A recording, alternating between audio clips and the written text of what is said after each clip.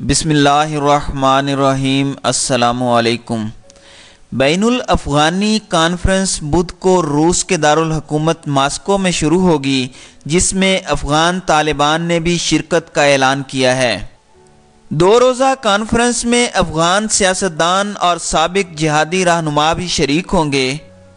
سابق افغان صدر حامد کرزئی، عطا محمد نور، اسماعیل خان، حزب وحدت کے استاد محقق، سابق نائب وزیر خارجہ حکمت خلیل کرزئی سمیت دیگر افغان سیاستدانوں اور سابق جہادیوں نے ماسکو جانے کی تیاری شروع کر دی ہے۔ اتوار اور پیر کے روز ان افراد کی ماسکو روانگی کا امکان ہے۔ افغان طالبان کی جانب سے ملا ضعیف بھی مذاکرات میں شرکت کریں گے، تاہم ابھی تک افغان حکومت نے مذاکرات میں شرکت کرنے یا نہ کرنے کے حوالے سے کچھ نہیں کہا۔ امریکہ اس کانفرنس کو روکنے کے لیے سرگرم ہو گیا ہے اور اس نے افغان مصالحتی کمیشن کو شرکت سے روک دیا ہے۔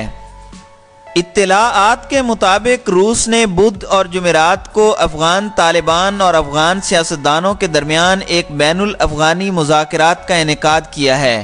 نہ صرف طالبان نے بین الافغانی مذاکرات میں شرکت کا اعلان کیا ہے، بلکہ افغانستان کے سابق صدر حامد کرزئی، ملا عبدالسلام ضعیف، حزب وحدت کے استاد محقق خلیل کرزئی اور جنرل اسماعیل خان نے بھی ماسکو جانے کی تیاری شروع کر دی ہے۔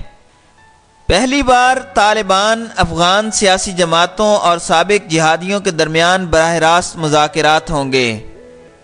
ذرائع کے بقول ماسکو میں طالبان اور افغان سیاستدانوں کے درمیان مذاکرات سے امریکہ اور رشیا کے درمیان افغانستان کے حوالے سے نئی رسہ کشی شروع ہو گئی ہے۔ افغان طالبان روس کے ساتھ تعلقات بہتر بنانے کے لیے اس کانفرنس میں شرکت کر رہے ہیں۔ ذرائع کے مطابق افغان طالبان کے وفد کی قیادت شیر محمد عباس کریں گے، جس میں 6 دیگر رہنما شامل ہوں گے۔ تاہم اس کانفرنس میں افغان طالبان کے امیر ملا ہیبت اللہ کے سیاسی مشیر اور نائب امیر ملا عبدالغنی برادر شریک نہیں ہوں گے۔ ذرائع کا کہنا ہے کہ طالبان افغان سیاستدانوں اور سابق جہادیوں کے ساتھ مذاکرات کرنا چاہتے ہیں تاکہ دنیا کو یہ پیغام دیا جا سکے کہ وہ بین الافغانی مذاکرات کے لیے تیار ہیں، اور یہ بھی باور کرانا چاہتے ہیں کہ صدر اشرف غنی حکومت کی کوئی قانونی حیثیت نہیں ہے۔ طالبان ذرائع کا کہنا ہے کہ روس کی جانب سے جن افراد کو شرکت کی دعوت دی گئی ہے، ان میں حزب اسلامی اور دیگر سیاسی جماعتوں کے رہنما شامل ہیں۔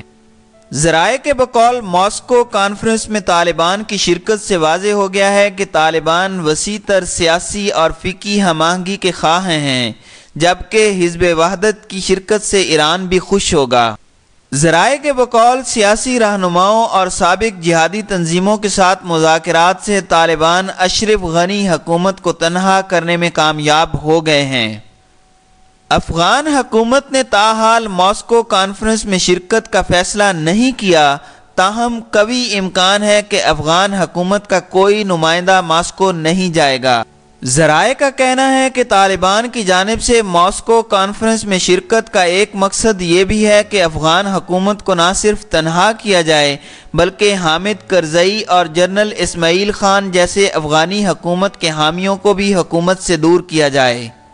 جمعیت اسلامی، حزب اسلامی، حامد کرزئی اور دیگر سیاسی جماعتوں کے رہنماؤں کی شرکت سے افغان طالبان اور افغانوں کے درمیان مذاکرات کا راستہ ہموار ہو جائے گا۔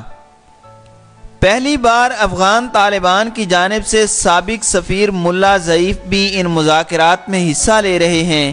ملا ضعیف کی شرکت سے افغان طالبان کی مذاکرات میں سنجیدگی کا اندازہ ہوتا ہے۔ قطر کے مذاکرات میں بھی ملا ضعیف نے سہولت کار کا کردار ادا کیا تھا۔ کانفرنس میں پاکستان، ایران، روس، چائنا اور مشرق وسطیٰ کے ممالک کے نمائندوں کی شرکت کا بھی امکان ہے۔